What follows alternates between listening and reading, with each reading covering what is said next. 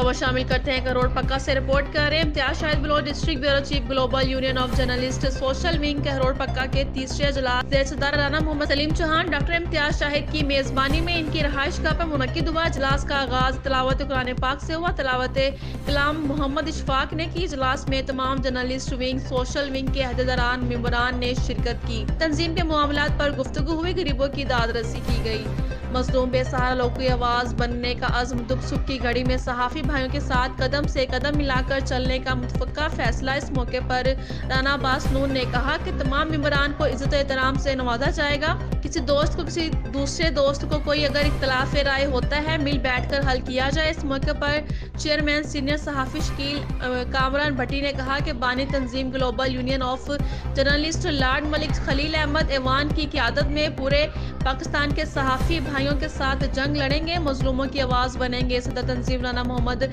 सलीम ने अपने तमाम दोस्तों को साथ लेकर चलने का आदा किया।